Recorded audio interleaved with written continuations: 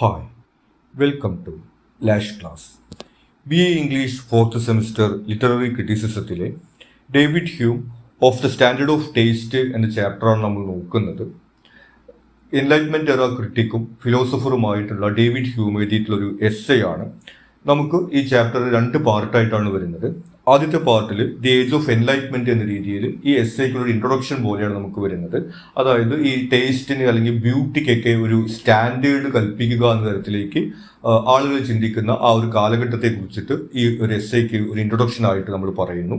അതുപോലെ തന്നെ സെക്കൻഡ് പാർട്ടിൽ നമ്മൾ ഈ എസ്സേ തന്നെയാണ് നോക്കുന്നത്. ഈ ടേസ്റ്റിന് അല്ലെങ്കിൽ ബ്യൂട്ടിക്ക് ഉള്ള ഒരു സ്റ്റാൻഡേർഡ് എന്നൊരു കൺസെപ്റ്റ്, അതിനുള്ള ആർഗ്യുമെന്റ് ഒക്കെയാണ് നമുക്ക് സെക്കൻഡ് പാർട്ടിൽ വരുന്നത്.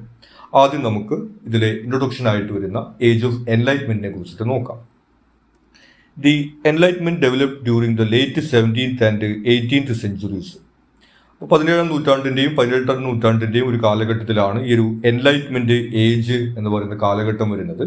അതായത് ആ ഒരു കാലഘട്ടത്തിൽ ഈ ഒരു സയന്റിഫിക് ആയിട്ടുള്ള ഡെവലപ്മെന്റുകളുടെയൊക്കെ ഭാഗമായിട്ടാണ് ഇത്തരത്തിൽ ആളുകളുടെ ചിന്താഗതിയിലേക്ക് ഒരു മാറ്റം ഉണ്ടാവുന്നത്. It was a major intellectual movement that placed reason at the center of human authority and knowledge. അപ്പോൾ ഈ ഒരു കാലഘട്ടത്തിലാണ് ഒരു ഇന്റലക്ച്വൽ മൂവ്മെന്റ് ആയിട്ടാണ് വരുന്നത്. അതായത് ആളുകൾ എല്ലാ കാര്യങ്ങൾക്കും പിന്നിലുള്ള റീസണും ലോജിക്കും ഒക്കെ അന്വേഷിക്കുന്ന ഒരു കാലഘട്ടമായിട്ടാണ് ഇത് വരുന്നത്. ഇപ്പോൾ ഒരു ഉദാഹരണം പറയുകയാണെങ്കിൽ, ഇപ്പോൾ ട്രഡീഷന്റെ ഭാഗമായിട്ട് പല ആളുകളും പറയാറുണ്ട് അങ്ങനെ ചെയ്യാൻ പാടില്ല, ഇങ്ങനെ ചെയ്യാൻ പാടില്ല എന്നൊക്കെ പറയുന്ന സമയത്ത് എന്തുകൊണ്ടാണ് അങ്ങനെ ചെയ്യാൻ പാടില്ലാത്തത്, അതിന്റെ പിന്നിലുള്ള ശാസ്ത്രം എന്താണ് എന്ന രീതിയിലേക്ക് ആളുകൾ ചോദിക്കുന്ന തരത്തിലേക്ക്, എല്ലാ കാര്യത്തിന്റെ പിന്നിലുള്ള ലോജിക്കും റീസണും യുക്തിയും ഒക്കെ അന്വേഷിക്കുന്ന തരത്തിലേക്ക് ആളുകൾ വരുന്ന ഒരു കാലഘട്ടമാണ് ഈ ഏജ് ഓഫ് എൻലൈറ്റ്മെന്റ് എന്ന് പറയുന്നത്. It is also described as age of reason. അതുകൊണ്ട് തന്നെ ഈ ഒരു കാലഘട്ടത്തെ ഏജ് ഓഫ് റീസൺ എന്നും വിളിക്കുന്നുണ്ട്. റീസൺ എന്ന് പറഞ്ഞാൽ യുക്തി എന്നാണ് അർത്ഥം. അപ്പോൾ യുക്തി ചിന്തയുടെ ഒരു കാലഘട്ടം എന്ന രീതിയിലാണ് പൊതുവിൽ ഈ കാലഘട്ടം അറിയപ്പെടുന്നത്. It represented a decisive shift from unquestioned acceptance of traditions upheld by monarchies and churches. അപ്പോൾ ഈ ഒരു കാലഘട്ടത്തിലാണ് ഈ മൊണാർക്കീസിന്റെയും ചർച്ചസിന്റെയും ട്രഡീഷൻസിനെയൊക്കെ ആളുകൾ ക്വസ്റ്റ്യൻ ചെയ്യുന്ന ഒരു സാഹചര്യം ഉണ്ടായത്. അപ്പോൾ നമുക്കറിയാം 17-ാം നൂറ്റാണ്ട് എന്നൊക്കെ പറഞ്ഞു കഴിഞ്ഞിട്ടുണ്ടെങ്കിൽ മിക്കവാറും ലോകത്തെ എല്ലാ രാജ്യങ്ങളിലും തന്നെ രാജഭരണമാണുള്ളത്. അതുപോലെ തന്നെ ഈ മത സംവിധാനങ്ങൾക്കൊക്കെ അധികാരത്തിൽ വലിയ പങ്ക് വഹിക്കുന്ന ഒരു കാലഘട്ടമൊക്കെയാണ്. ആളുകൾ ഏറെക്കുറെയും ട്രഡീഷൻസിനെ അല്ലെങ്കിൽ പാരമ്പര്യത്തെ അനുസരിച്ചുകൊണ്ട് അത്തരത്തിൽ കാര്യങ്ങൾ ചെയ്തുകൊണ്ടൊക്കെയാണ് ജീവിക്കുന്നത്. അപ്പോൾ ഇതൊന്നും അന്ധമായിട്ട് വിശ്വസിക്കാതെ ഇതിൻ്റെയൊക്കെ പിന്നിലുള്ള ശാസ്ത്രം എന്താണ്, യുക്തി എന്താണ് എന്നൊക്കെ ആളുകൾ ചിന്തിക്കുന്ന ഒരു കാലഘട്ടമാണ്. അതുകൂടാതെ തന്നെ ഈ രാജഭരണത്തെയൊക്കെ അംഗീകരിക്കുന്നതിന് പകരം ജനാധിപത്യത്തിന് വേണ്ടിയിട്ടൊക്കെ ആളുകൾ വാദിക്കാൻ തുടങ്ങുന്നതൊക്കെയും ഈ ഒരു കാലഘട്ടത്തിലൊക്കെയാണ്. Instead Enlightenment thinkers promoted logic, scientific inquiry and rational analysis as the most reliable ways of understanding the world. അപ്പോൾ നേരത്തെ പറഞ്ഞതുപോലെ ഇത്തരത്തിൽ ഈ പാരമ്പര്യത്തിൽ പറയുന്ന കാര്യങ്ങളൊക്കെ ഇങ്ങനെ പൂർണ്ണമായിട്ട് അംഗീകരിക്കുന്നതിന് പകരം അതിന് പിന്നിലുള്ള ശാസ്ത്രം എന്താണ്, യുക്തി എന്താണ് എന്ന രീതിയിലേക്ക് ആളുകൾ ചിന്തിക്കുന്നത് ഈ ഒരു കാലഘട്ടത്തിലാണ്. Then the scientific revolution, especially the discoveries of Isaac Newton, influenced the movement. ഈ ഒരു കാലഘട്ടത്തിലാണ് ഒരുപാട് ശാസ്ത്രീയമായിട്ടുള്ള കണ്ടുപിടുത്തങ്ങളും മറ്റൊക്കെ ഉണ്ടാവുന്നത്. അപ്പോൾ ഇതെല്ലാം തന്നെയും ആളുകളെ ഇത്തരത്തിൽ ചിന്തിക്കുന്നതിന് പ്രേരിപ്പിക്കുന്നുണ്ട്. പ്രത്യേകിച്ചും ഐസക് ന്യൂട്ടന്റെ ചലന നിയമങ്ങൾ, അതുപോലെ തന്നെ ചാൾസ് ഡാർവിന്റെ തിയറികൾ തുടങ്ങിയിട്ടുള്ള കാര്യങ്ങളൊക്കെയും ഈ ഒരു കാലഘട്ടത്തിലാണ് വരുന്നത്. അപ്പോൾ ഇതിന്റെ ഭാഗമായിട്ട് ആളുകൾക്ക് മനസ്സിലാവുകയാണ് ഈ പ്രപഞ്ചം അല്ലെങ്കിൽ ലോകം എന്നൊക്കെ പറയുന്നത്. അതായത് ഐസക് ന്യൂട്ടൻ പറഞ്ഞതുപോലെ ഒരു ആപ്പിൾ എന്തുകൊണ്ട് താഴേക്ക് വരുന്നു, മുകളിലേക്ക് പോകുന്നില്ല എന്ന ചോദ്യത്തിനേക്കാൾ ഉത്തരം കിട്ടുകയാണ് ഈ ഒരു ഗ്രാവിറ്റിയെ കുറിച്ച് അവർ മനസ്സിലാക്കുന്നു. അതുപോലെ തന്നെ പല പല കാര്യങ്ങളെ കുറിച്ച് അവർക്ക് മനസ്സിലാക്കുന്നു. അപ്പോൾ അതുവരെ ഭയങ്കര നിഗൂഢമാണ് എന്ന് അവർ കണക്കാക്കിയിരുന്ന ലോകം അത്ര നിഗൂഢമൊന്നുമല്ല, നമുക്ക് ശാസ്ത്രത്തിലൂടെ കണ്ടുപിടിക്കാൻ പറ്റും എന്ന രീതിയിലൊക്കെ ഉള്ള ഒരു ആത്മവിശ്വാസമൊക്കെ ആളുകൾക്ക് ഉണ്ടാവുന്നു. അതിന്റെ ഭാഗമായിട്ട് ഈ എല്ലാ കാര്യങ്ങളുടെയും ശാസ്ത്രീയതയും യുക്തിയൊക്കെ അന്വേഷിക്കുന്ന തരത്തിലേക്ക് ആളുകൾ വരുന്നു. They believed that human reason could be used to address social problems, reform political institutions, and guide humanity towards progress and empowerment. അപ്പോൾ ഇത്തരത്തിൽ ഈ പ്രപഞ്ചത്തെക്കുറിച്ച് മനസ്സിലാക്കുന്നതിന് വേണ്ടി മാത്രമല്ല, സാമൂഹികമായിട്ടുള്ള കാര്യങ്ങൾക്കും ഇതുപോലെ മനുഷ്യന്റെ യുക്തി ഉപയോഗിക്കാൻ പറ്റും എന്നവർ കരുതുന്നുണ്ട്. അത് ഈ പൊളിറ്റിക്കൽ ഇൻസ്റ്റിറ്റ്യൂഷൻസ്, നമ്മൾ നേരത്തെ പറഞ്ഞ പോലെ രാജഭരണം മാറിക്കൊണ്ട് ജനാധിപത്യം വരുന്ന കാര്യങ്ങളാണെങ്കിലും അതുപോലെ തന്നെ സാമൂഹിക പ്രശ്നങ്ങൾ പരിഹരിക്കുന്ന കാര്യങ്ങളാണെങ്കിലും എല്ലാ കാര്യങ്ങൾക്കും, അതായത് മനുഷ്യരുടെ യുക്തിചിന്ത എന്ന് പറയുന്നത് വളരെ വലിയൊരു കാര്യമാണ് എന്നവർ മനസ്സിലാക്കുന്നു. അപ്പോൾ ഇത്തരത്തിൽ നമ്മൾ അന്ധമായിട്ടൊന്നും ഇങ്ങനെ വിശ്വസിച്ച് പോകേണ്ടതില്ല, എല്ലാ കാര്യത്തിൻ്റെ പിന്നിലുള്ള യുക്തിയും ശാസ്ത്രമൊക്കെ നമുക്ക് കണ്ടെടുത്താൻ കഴിയും എന്ന രീതിയിൽ ആളുകൾ ചിന്തിക്കുകയും അത്തരത്തിൽ ഈ സാമൂഹികമായിട്ടും രാഷ്ട്രീയമായിട്ടും എല്ലാം തരത്തിലുള്ള മാറ്റങ്ങൾ ഉണ്ടാവുന്ന ഒരു കാലഘട്ടത്തിനെയാണ് നമ്മൾ ഈ ഒരു എൻലൈറ്റ്മെന്റ് പീരീഡ് എന്ന് പറയുന്നത്.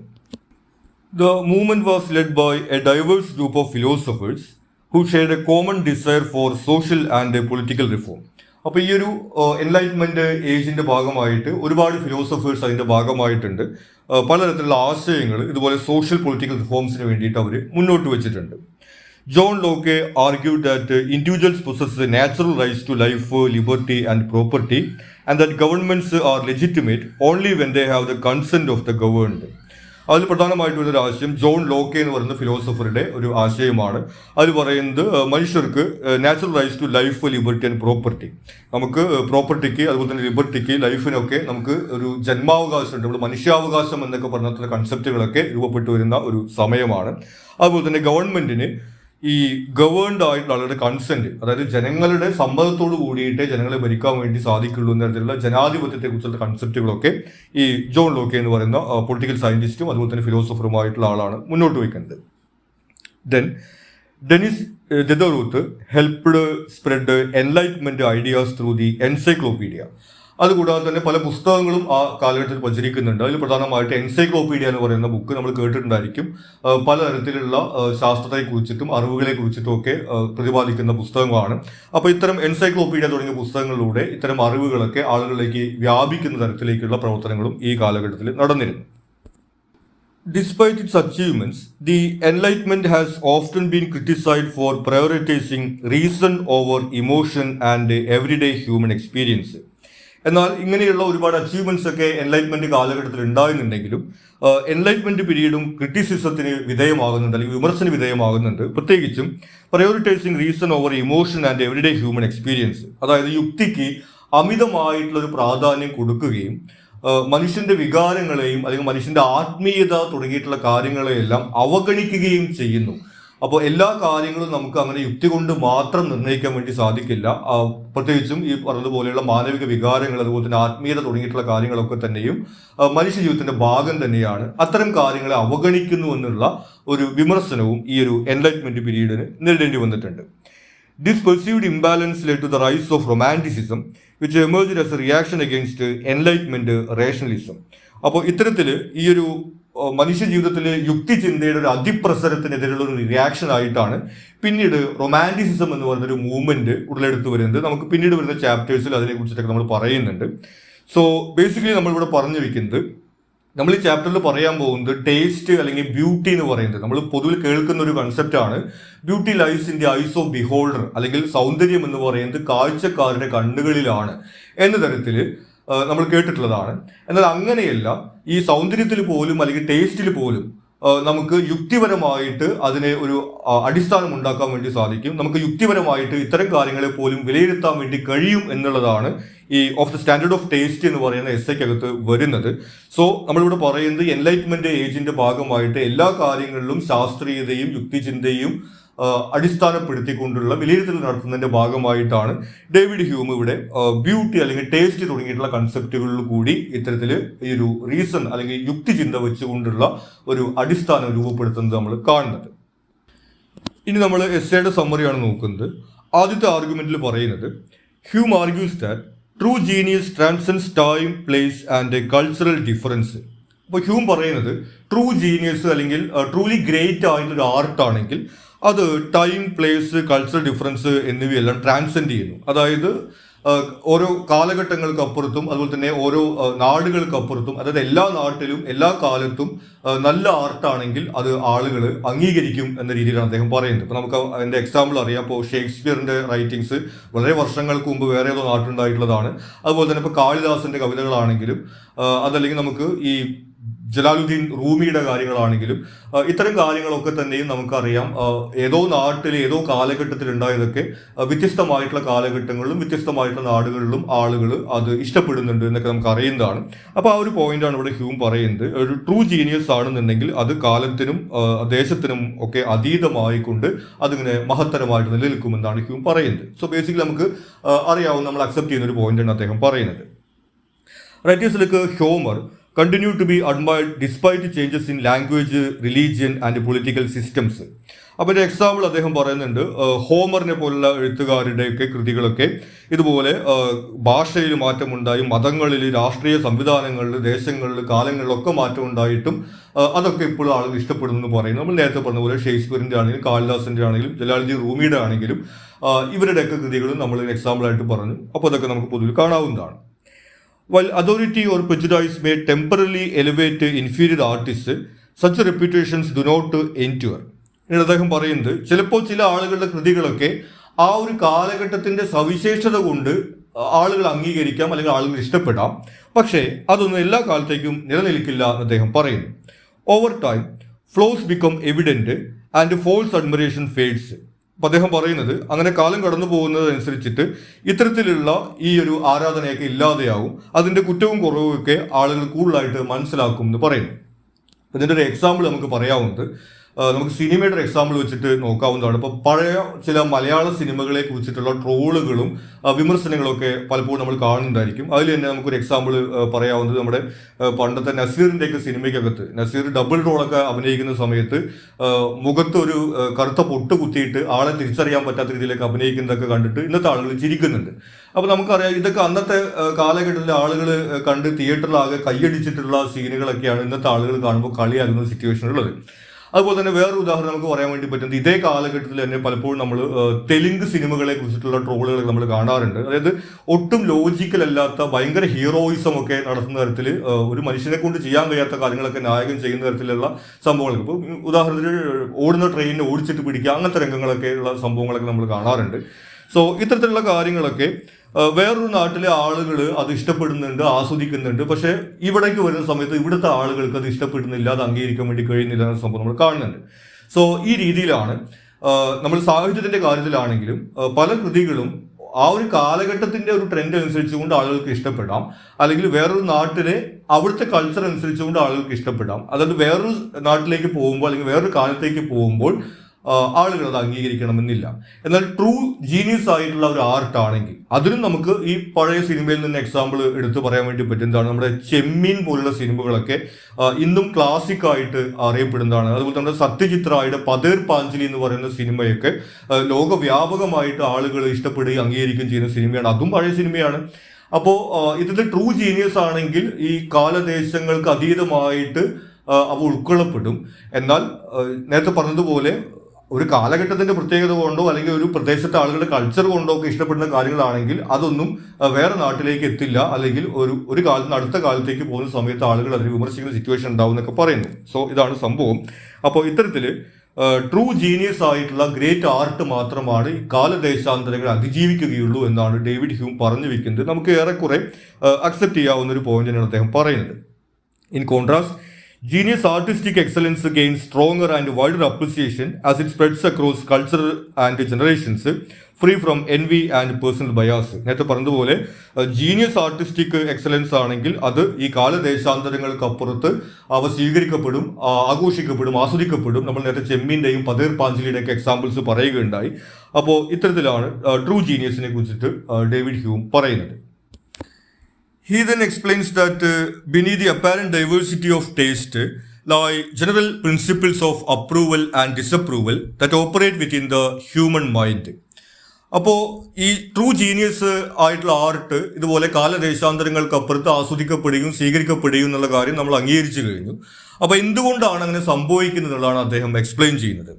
അതായത് നമുക്കിതിന് ഡൈവേഴ്സിറ്റി ഓഫ് ടേസ്റ്റ്, ഓരോ ആളുകൾക്കും വ്യത്യസ്തമായിട്ടുള്ള ടേസ്റ്റ് ആണുള്ളത്, വ്യത്യസ്തമായിട്ടുള്ള ഇൻട്രസ്റ്റ് ആണുള്ളത്. എന്നാൽ ഇതിൻ്റെയൊക്കെ അപ്പുറത്ത് ഒരു general principles of approval and disapproval, മനുഷ്യ മനസ്സിന് ചില കാര്യങ്ങൾ നമുക്ക് പൊതുവിൽ നമ്മൾ സ്വീകരിക്കുകയും പൊതുവിൽ നമ്മൾ സ്വീകരിക്കാതിരിക്കുകയും ചെയ്യുന്ന ഒരു സവിശേഷത ഉണ്ട് എന്നാണ് അദ്ദേഹം പറയുന്നത്. അത് പല കാരണങ്ങൾ കൊണ്ട് സ്വാധീനിക്കപ്പെടാം. നമ്മൾ നേരത്തെ പറഞ്ഞ പോലെ ഒരു കാലഘട്ടത്തിന്റെ സവിശേഷത കൊണ്ടോ അല്ലെങ്കിൽ ഒരു പ്രദേശത്തിന്റെ കൾച്ചർ കൊണ്ടോ ഒക്കെ കുറച്ച് കാലത്തേക്കൊക്കെ ചില കാലങ്ങൾക്ക് ഇഷ്ടപ്പെട്ടേക്കാം. എന്നാൽ എല്ലാ കാലത്തേക്കുമുള്ള ആളുകൾക്ക് ഇഷ്ടപ്പെടുന്ന കാര്യങ്ങൾക്കെല്ലാം ഇത്തരത്തിൽ പൊതുവായിട്ടുള്ള ഒരു സവിശേഷത ഉണ്ടായിരിക്കും എന്നാണ് അദ്ദേഹം പറയുന്നത്. അങ്ങനെ certain qualities are naturally pleasing while others are not. അതിന് അദ്ദേഹം വേറെയും എക്സാമ്പിൾസ് പറയുന്നുണ്ട്. ചില ഗുണങ്ങൾ നമുക്ക് പൊതുവിൽ നമുക്ക് താല്പര്യമുള്ളതായിരിക്കും, ചിലത് നമുക്ക് താല്പര്യം ഇല്ലാത്തതായിരിക്കും എന്ന് അദ്ദേഹം പറയുന്നു. ഇപ്പോൾ നമുക്കൊരു എക്സാമ്പിൾ ആയിട്ട് പറയാം, നമുക്ക് ഫുഡിന്റെ ഒരു എക്സാമ്പിൾ നമുക്ക് എടുക്കാൻ വേണ്ടി സാധിക്കും.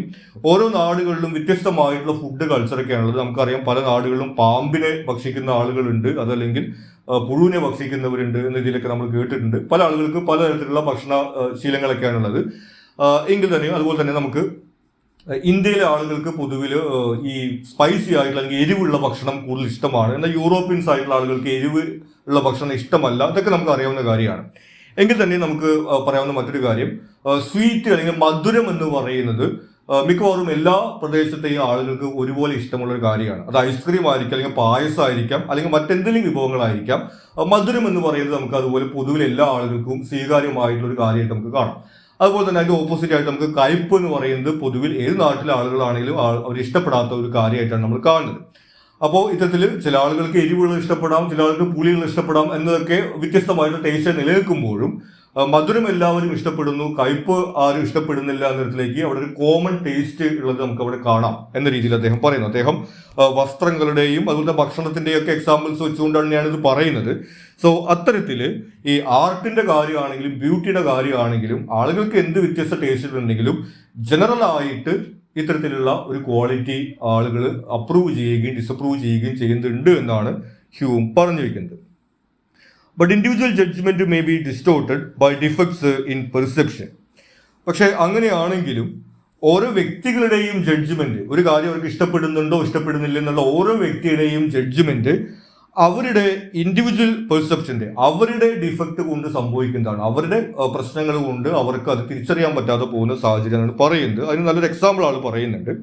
Hume compares this to physical senses, arguing that just as illness affects taste or sight, mental conditions can impair aesthetic judgment. അപ്പൊ അദ്ദേഹം പറയുന്നത്, ഇപ്പോൾ നമ്മളൊരു ഭക്ഷണം രുചിച്ച് നോക്കുന്ന സമയത്ത് നമ്മൾ പനി പിടിച്ചിരിക്കുന്ന സാഹചര്യമാണെന്ന് വിചാരിക്കുക. പനി പിടിച്ചിരിക്കുന്ന ഒരു സാഹചര്യമാണെങ്കിൽ നമുക്കറിയാം, നമുക്ക് ടേസ്റ്റ് ഒന്നും കറക്റ്റ് അറിയാൻ വേണ്ടി സാധിക്കില്ല. നമ്മൾ എന്ത് വെച്ചാൽ നമുക്കൊരു കയ്പുള്ള പോലെ അനുഭവപ്പെടും. അങ്ങനെ നമ്മൾ കഴിച്ചു നോക്കുന്ന ഒരു ഭക്ഷണത്തിന് നമുക്ക് രുചി തോന്നുന്നില്ല എന്നുണ്ടെങ്കിൽ അത് ചിലപ്പോൾ നമുക്ക് പനി വന്നതിന്റെ കുഴപ്പമായിരിക്കും, അതല്ലാതെ ആ ഭക്ഷണത്തിന്റെ കുഴപ്പമായിരിക്കില്ല എന്ന രീതിയിൽ അദ്ദേഹം പറയുന്നു. അതുപോലെ തന്നെ കാഴ്ചയുമായിട്ട് ബന്ധപ്പെട്ട് പറയും, നമ്മൾ ഈ മഞ്ഞപ്പിത്തം ബാധിച്ച ആളുകൾക്ക് എല്ലാം മഞ്ഞയായിട്ടാണ് കാണുള്ളൂ എന്ന തരത്തിലുള്ള ഒരു പഴഞ്ചൊല്ലൊക്കെ നമ്മൾ കേട്ടിട്ടുണ്ടായിരിക്കും. അപ്പോൾ അത്തരത്തിൽ നമുക്ക് ശാരീരികമായിട്ട് ഉണ്ടാവുന്ന പ്രശ്നങ്ങൾ നമ്മുടെ കാഴ്ചയെയും നമ്മുടെ രുചിയെയൊക്കെ ബാധിക്കുന്ന പോലെ തന്നെയാണ് ഈ ബ്യൂട്ടിയും അതുപോലെ തന്നെ ടേസ്റ്റും എന്ന് ഹ്യൂം പറഞ്ഞു വയ്ക്കുന്നു. അപ്പോൾ വളരെ സിമ്പിൾ ആയിട്ടുള്ള ഒരു എക്സാമ്പിൾ നമ്മൾ പറയുകയാണെങ്കിൽ, ഇപ്പോൾ നമുക്ക് ഭയങ്കര ഫിലോസഫിക്കൽ ആയിട്ടുള്ള വർക്കുകൾ നമുക്ക് വായിക്കാൻ താല്പര്യമില്ല, അല്ലെങ്കിൽ നമുക്ക് ദസ്തയേവ്സ്കിനെയോ ടോൾസ്റ്റോയിനെ നമുക്ക് വായിക്കാൻ, ഷേക്സ്പിയറിനെ വായിക്കാൻ നമുക്ക് താല്പര്യമില്ല, നമുക്ക് ബാലരമയും സൂത്രനൊക്കെ വായിക്കാനാണ് താല്പര്യം എന്നുണ്ടെങ്കിൽ അത് നമ്മുടെ ടേസ്റ്റിന്റെ കുഴപ്പമെന്നാണ് ആൾ പറയുന്നത്. അതായത് നമുക്കത് ദഹിക്കാത്തത് കൊണ്ടാണ് നമുക്കത് ഇഷ്ടപ്പെടാത്തത്, അത് അവരുടെ വർക്കിന്റെ കുഴപ്പമല്ല എന്ന രീതിയിലാണ് അദ്ദേഹം പറഞ്ഞു വെക്കുന്നത്. സോ ബേസിക്കലി ഇവിടെ ഹ്യൂമന്റെ ആർഗ്യുമെന്റ് എന്ന് പറയുന്നത്, നമ്മൾ നേരത്തെ പറഞ്ഞു വെച്ചിരുന്നു, ഈ ട്രൂ ജീനിയസ് ഉള്ള ആർട്ട് എന്ന് പറയുന്നത് കാലദേശാന്തരങ്ങൾക്കപ്പുറത്ത് ആളുകൾ ആസ്വദിക്കുകയും സ്വീകരിക്കുകയും ചെയ്യുന്നുണ്ടെങ്കിൽ അതിന് കോമൺ ആയിട്ട് എന്തെങ്കിലും ഗുണങ്ങൾ ഉണ്ടായിരിക്കും. അതിന്റെ എക്സാമ്പിളൊക്കെ നമ്മൾ ഈ ഫുഡിന്റെ എക്സാമ്പിളൊക്കെ വെച്ച് നമ്മൾ പറഞ്ഞിരുന്നു. പല കാര്യങ്ങളിലും അതുപോലെ കോമൺ ആയിട്ട് ഉള്ള ഗുണങ്ങൾ ഉള്ളതുപോലെ ആർട്ടിന്റെ കാര്യത്തിലും ഇതുപോലെ കോമൺ ആയിട്ടുള്ള ക്വാളിറ്റീസ് ഉണ്ട്. അതുകൊണ്ടാണ് ചില വർക്കുകൾ ഇതുപോലെ കാലദേശാന്തരങ്ങൾക്കപ്പുറത്ത് സ്വീകാര്യമാകുന്നതെന്നാണ് ഹ്യൂം പറഞ്ഞു വയ്ക്കുന്നത്. ഇനി ആളുകൾക്ക് വ്യക്തിപരമായിട്ട് അത് ഇഷ്ടപ്പെടാതെ ഇരിക്കുന്നതിന്റെ കാരണം എന്ന് പറയുന്നത് ആളുകളുടെ വ്യക്തിപരമായിട്ടുള്ള പ്രശ്നങ്ങളാണ്. നമ്മൾ നേരത്തെ പറഞ്ഞു, നമുക്ക് ഷേക്സ്പിയറിനെ വായിച്ച് മനസ്സിലാവുന്നില്ല എന്ന് പറയുന്നത് ഷേക്സ്പിയറിന്റെ കുഴപ്പമല്ല, നമുക്കത് മനസ്സിലാവാത്തതിന്റെ കുഴപ്പമാണെന്ന് നമുക്ക് പറയാൻ വേണ്ടി സാധിക്കും. അപ്പോൾ ഇത്തരത്തില് ഈ ഒരു പനി ബാധിച്ചിട്ടുള്ള ഒരാൾക്ക് ഭക്ഷണം രുചിച്ച് നോക്കുന്ന സമയത്ത് ടേസ്റ്റ് അറിയുന്നില്ല, അല്ലെങ്കിൽ മഞ്ഞപ്പിത്തം ബാധിച്ച ആൾക്ക് എല്ലാം മഞ്ഞയായിട്ട് കാണുന്നു എന്ന് പറയുന്ന പോലെ എല്ലാ ആളുകൾക്കും എല്ലാ ആർട്ടും ആസ്വദിക്കാൻ വേണ്ടി കഴിയില്ല. അതിന്റെ അർത്ഥം ആർട്ട് മോശമെന്നല്ല, അത് ഓരോരുത്തർക്കും അതിനുള്ള കപ്പാസിറ്റി ഇല്ലാത്തത് കൊണ്ടാണ് എന്ന രീതിയിലാണ് ഹ്യൂം പറഞ്ഞു വയ്ക്കുന്നത്. Okay, only when the mind is in a sound state can it provide a reliable standard of taste. അപ്പോൾ നമുക്ക് അത്തരത്തിൽ ഇതെല്ലാം തിരിച്ചറിയാനും ആസ്വദിക്കാനുള്ള ഒരു കഴിവ് നമ്മുടെ മനസ്സിന് ഉണ്ടാവുന്ന സമയത്ത് മാത്രമാണ് നമുക്ക് അതിന്റെ ട്രൂ ബ്യൂട്ടി, അല്ലെങ്കിൽ നമുക്ക് ആ ഒരു ആർട്ട് നമുക്ക് എൻജോയ് ചെയ്യാൻ വേണ്ടി സാധിക്കൂ എന്നാണ് ഹ്യൂം പറഞ്ഞു വയ്ക്കുന്നത്. Hume further notes that many factors interfere with the proper aesthetic response, including personal circumstances, lack of attention or emotional disturbance. അപ്പോൾ നമ്മൾ നേരത്തെ പറഞ്ഞിരുന്നു, നമുക്കൊരു പനി വന്നിരിക്കുന്ന ഒരു അവസ്ഥയിൽ നമുക്ക് കറക്റ്റ് ടേസ്റ്റ് അറിയാൻ പറ്റില്ല എന്ന് പറയുന്ന പോലെയാണ് നമ്മുടെ മൈൻഡിന്റെ ചില പ്രോബ്ലംസ് കൊണ്ടാണ് നമുക്ക് പലപ്പോഴും ഒരു വർക്ക് ഓഫ് ആർട്ട് നമുക്ക് പ്രോപ്പറായിട്ട് നമുക്ക് എൻജോയ് ചെയ്യാൻ പറ്റാത്തെന്നുള്ളത്. അതിന്റെ കുറച്ച് എക്സാമ്പിൾസ് ആണ് അദ്ദേഹം പറയുന്നത്. ഈ പേഴ്സണൽ സർക്യൂംസ്റ്റാൻസസ് എന്ന് പറയുന്നത്, നമുക്കൊരു എക്സാമ്പിൾ പറയുകയാണെങ്കിൽ, ഒരു പ്രണയത്തിലുള്ള ഒരു വ്യക്തിയെ സംബന്ധിച്ചിട്ട് ഒരു ലവ് സോങ് കേൾക്കുന്ന സമയത്ത് ആൾക്ക് നല്ല രീതിയിൽ എൻജോയ് ചെയ്യാൻ സാധിക്കും. എന്നാൽ ബ്രേക്കപ്പ് കഴിഞ്ഞ് വന്നിരിക്കുന്ന ഒരാളാണ് ലവ് സോങ് കേൾക്കുന്നുണ്ടെങ്കിൽ ചിലപ്പോൾ അത് കേൾക്കുമ്പോൾ ആൾക്ക് തലയ്ക്ക് ഭ്രാന്ത് പിടിക്കുന്ന ഒരു അവസ്ഥയായിരിക്കും ഉണ്ടായിരിക്കുക.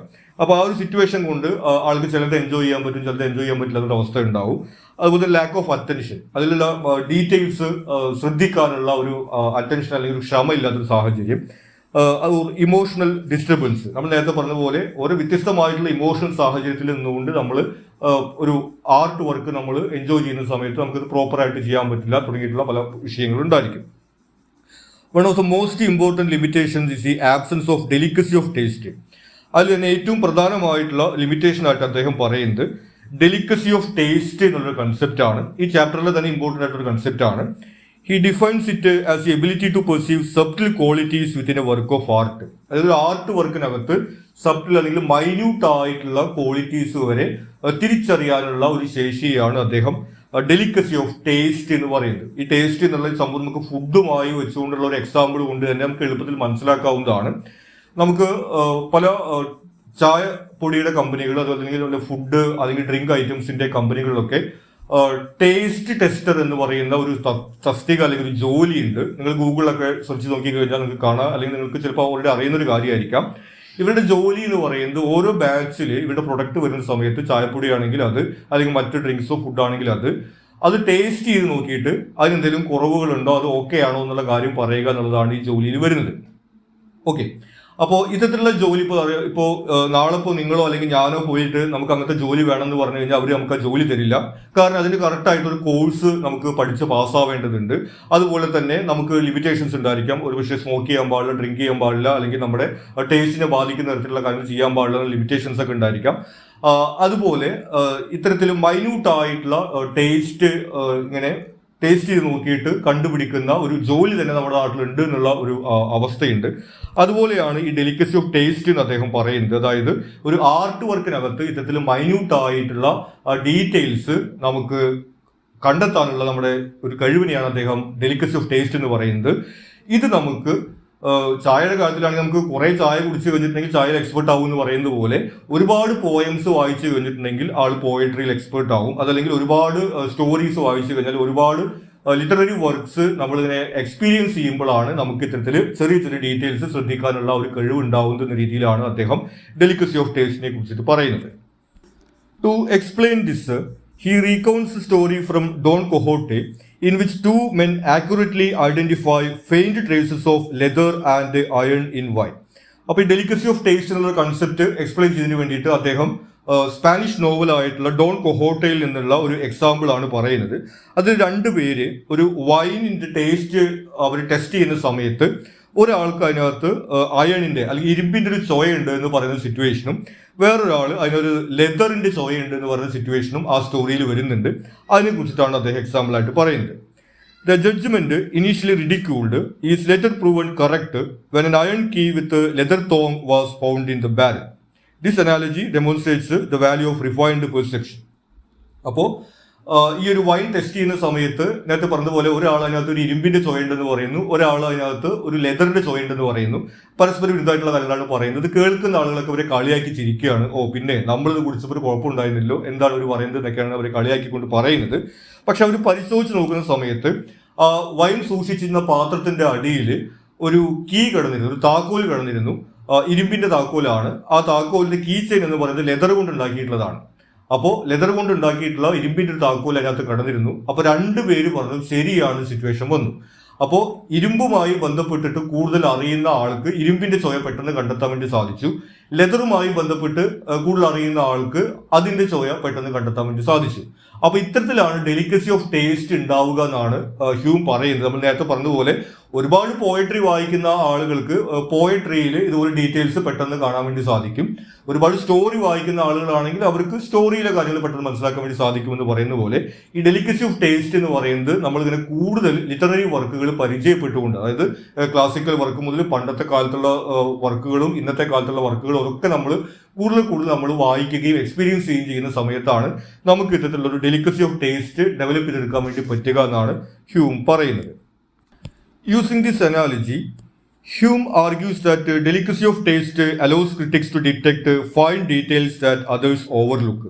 അപ്പോൾ ഈ ഒരു എക്സാമ്പിൾ വെച്ചുകൊണ്ടാണ് അദ്ദേഹം ഡെലിക്കസി ഓഫ് ടേസ്റ്റ് അവതരിപ്പിക്കുന്നത്. നമ്മൾ നേരത്തെ കണ്ടു, ഇരുമ്പുമായി ബന്ധപ്പെട്ട് ജോലി എടുക്കുന്ന ആൾക്ക് ഇരുമ്പിന്റെ ചൊയ പെട്ടെന്ന് കണ്ടെത്താൻ വേണ്ടി സാധിച്ചു. ലെതറുമായി ബന്ധപ്പെട്ട് പരിചയമുള്ള ആൾക്ക് ലെതറിന്റെ ചൊയ പെട്ടെന്ന് കണ്ടെത്താൻ വേണ്ടി സാധിച്ചു. ഇതുപോലെ നമ്മൾ പോയട്രിയുടെയും സ്റ്റോറിയുടെ ഒക്കെ എക്സാമ്പിൾ പറയുകയുണ്ടായി.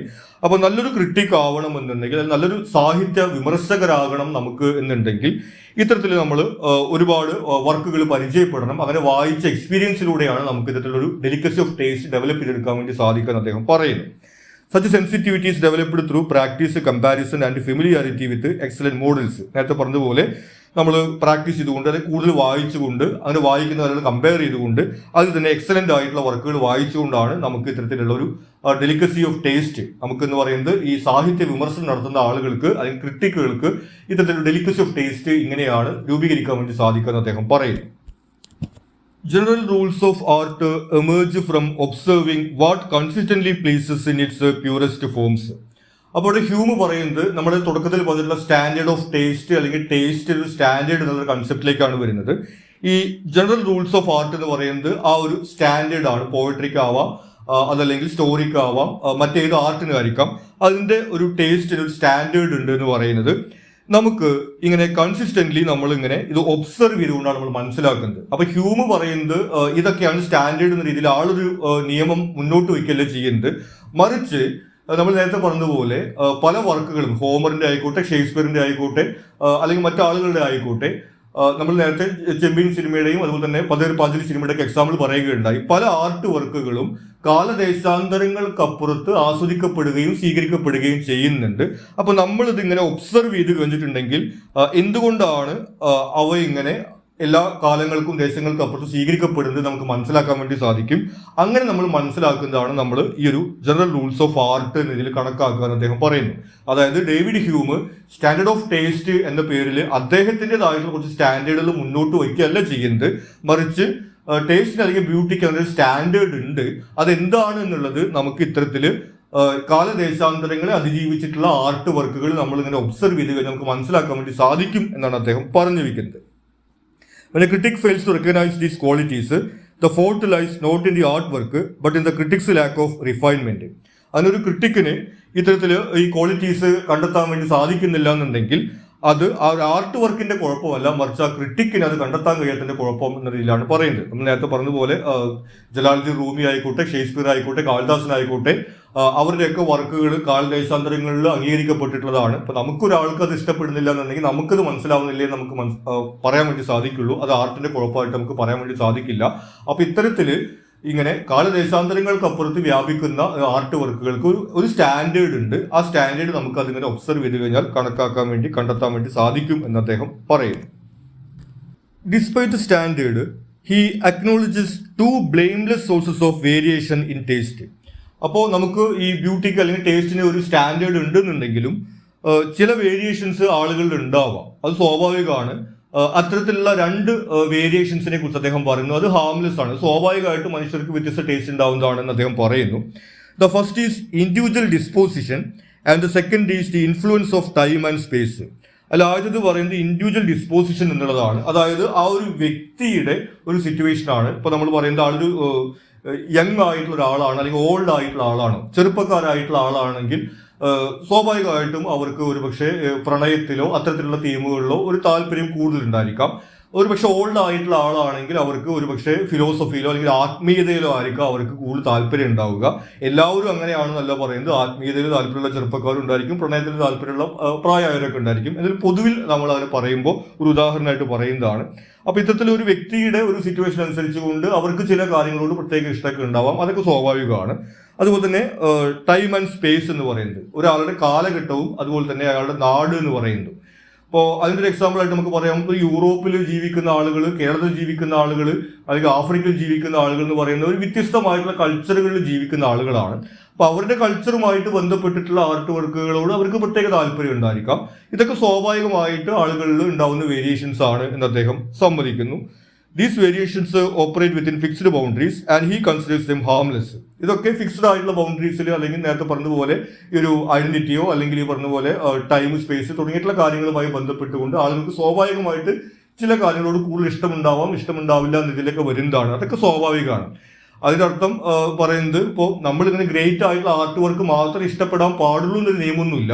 ഓരോരുത്തർക്കും അവരുടെ സിറ്റുവേഷൻ അനുസരിച്ചുകൊണ്ട് അവർക്ക് ഇഷ്ടമുള്ള ആർട്ടൊക്കെ അവർക്ക് എൻജോയ് ചെയ്യാൻ വേണ്ടി പറ്റും. അതൊക്കെ സ്വാഭാവികമാണ്. പക്ഷേ നമ്മളൊരു ആർട്ട് ഗ്രേറ്റ് ആർട്ടാണോ ഗ്രേറ്റ് ആർട്ട് അല്ലേ എന്നുള്ള രീതിയിൽ നമ്മളൊരു സാഹിത്യ വിമർശനം നടത്തുന്ന സമയത്ത് അവിടെ നമ്മൾ ഇത്തരത്തിലുള്ള വ്യക്തിപരമായിട്ടുള്ള കാര്യങ്ങളല്ല, നമ്മൾ സ്റ്റാൻഡേർഡ് ഓഫ് ടേസ്റ്റ് ആണ് പരിഗണിക്കേണ്ടുന്ന രീതിയിലാണ് പറഞ്ഞു വയ്ക്കുന്നത്. Hume concludes that the judgments of experienced, sensitive and unbiased critics deserve greater authority. അങ്ങനെ ഹ്യൂം കൺക്ലൂഡ് ചെയ്യുന്നത് നേരത്തെ പറഞ്ഞ പോലെ ഡെലിക്കസി ഓഫ് ടേസ്റ്റ് ഉള്ള ക്രിറ്റിക്സ്, അതായത് ഈ എക്സ്പീരിയൻസ് ഉള്ള ഇത്തരം വർക്കുകളൊക്കെ എക്സ്പീരിയൻസ് ഉള്ള, സെൻസിറ്റീവ് ആയിട്ടുള്ള ഡീറ്റെയിൽസ് ഒക്കെ കാണാൻ കഴിയുന്ന, അൺബയാസ്ഡ് ആയിട്ടുള്ള, അത് മതപരമോ രാഷ്ട്രീയപരമോ ദേശപരമോ ഒക്കെ ആയിട്ടുള്ള ബയാസുകളൊന്നും ഇല്ലാതെ, പക്ഷപാതിത്വങ്ങളൊന്നും ഇല്ലാതെ സാഹിത്യ വിമർശനം നടത്താൻ കഴിയുന്ന ക്രിട്ടിക്കുകളുടെ അഭിപ്രായങ്ങൾക്ക് നമുക്ക് പ്രാധാന്യം കൊടുക്കേണ്ടതുണ്ട്. This establishes A standard of taste based on shared human experience and cultivated perception. അങ്ങനെ ഇത്തരം ഒബ്സർവേഷൻസിലൂടെ നമുക്ക് ഒരു സ്റ്റാൻഡേർഡ് ഓഫ് ടേസ്റ്റ് കണ്ടെത്താൻ വേണ്ടി സാധിക്കും എന്ന് അദ്ദേഹം പറയുന്നു. അപ്പോൾ നേരത്തെ സൂചിപ്പിച്ചതുപോലെ David Hume standard of taste എന്ന രീതിയിൽ ഇതൊക്കെയാണ് സ്റ്റാൻഡേർഡ് എന്ന് പറഞ്ഞിട്ട് കുറച്ച് റൂൾസ് പറയുകയല്ല ചെയ്യുന്നത്. മറിച്ച് അദ്ദേഹം പറയുന്നത് കാലദേശാന്തരങ്ങൾക്കപ്പുറത്ത് ചില ആർട്ട് വർക്കുകൾ ആസ്വദിക്കപ്പെടുകയും സ്വീകരിക്കപ്പെടുകയും ചെയ്യുന്നുണ്ട്. അതിൽ നിന്ന് നമ്മൾ മനസ്സിലാക്കുന്നത് അതിൽ കോമൺ ആയിട്ട് എന്തോ ഉണ്ട്, ബ്യൂട്ടിക്കും ടേസ്റ്റിനും ഒരു സ്റ്റാൻഡേർഡ് ഉണ്ട്. അത് നമ്മൾ ഇത്തരത്തിൽ ഇങ്ങനെ ഡെലിക്കസി ഓഫ് ടേസ്റ്റ് കൊണ്ട് അത് വളരെ ഡീറ്റെയിൽ ആയിട്ട് ഇത് പരിശോധിക്കുന്ന തരത്തിൽ നമ്മൾ ഒബ്സർവ് ചെയ്യുകയാണെങ്കിൽ നമുക്ക് ആ സ്റ്റാൻഡേർഡ് ഓഫ് ടേസ്റ്റ് കണ്ടെത്താൻ വേണ്ടി കഴിയും എന്നുള്ളൊരു ആർഗ്യുമെന്റ് ആണ് അദ്ദേഹം ഇവിടെ പറയുന്നത്. നമ്മൾ നേരത്തെ എൻലൈറ്റ്മെന്റ് ഏജുമായിട്ട് ചേർത്ത് വെച്ചുകൊണ്ട് പറഞ്ഞിരുന്നു. അതായത് എല്ലാ കാര്യങ്ങളെയും യുക്തിയുടെ ഒരു വീക്ഷണത്തെ കൂടെ നോക്കിക്കാണുന്ന ഒരു കാഴ്ചപ്പാട് തന്നെയാണ് നമ്മളിവിടെ കാണുന്നത്. അതായത് നമ്മൾ നേരത്തെ പറഞ്ഞതുപോലെ ബ്യൂട്ടി എന്നൊക്കെ പറയുന്നത് lies in the eyes of beholder, കാഴ്ചക്കാരുടെ കണ്ണിലാണ് സൗന്ദര്യം എന്ന തരത്തിൽ നമ്മൾ വളരെ സബ്ജക്റ്റീവായിട്ട് കരുതുന്ന ബ്യൂട്ടിയിലും ടേസ്റ്റിലും പോലും ഇതിൽ നമുക്ക് ലോജിക്കും റീസണും കണ്ടെത്താൻ കഴിയും എന്നതിലുള്ള ഒരു ആർഗ്യുമെന്റ് ആണ് ഡേവിഡ് ഹ്യൂം ഇവിടെ മുന്നോട്ട് വയ്ക്കുന്നത്. ഇത്രയാണ് നമുക്ക് ഈ ഒരു ചാപ്റ്ററുമായി ബന്ധപ്പെട്ട് ഇമ്പോർട്ടൻ്റ് ആയിട്ട് വരുന്നത്. ഈ ചാപ്റ്ററിൻ്റെയും അതുപോലെ തന്നെ എല്ലാ ചാപ്റ്റേഴ്സിൻ്റെയും ക്വസ്റ്റ്യൻ ആൻസേഴ്സ് നമുക്ക് PDF ആയിട്ട് അവൈലബിൾ ആണ്. അത് ഡൗൺലോഡ് ചെയ്യുന്നതിനുള്ള ലിങ്ക് ഈ കമൻറ്റിൽ പിൻ ചെയ്ത് വയ്ക്കുന്നുണ്ട്. അപ്പോൾ നിങ്ങൾക്ക് ആവശ്യമുണ്ടെങ്കിൽ ഡൗൺലോഡ് ചെയ്തെടുക്കാം. മറ്റെന്തെങ്കിലും സംശയങ്ങളുണ്ടെങ്കിൽ ചോദിക്കുക. Thank you.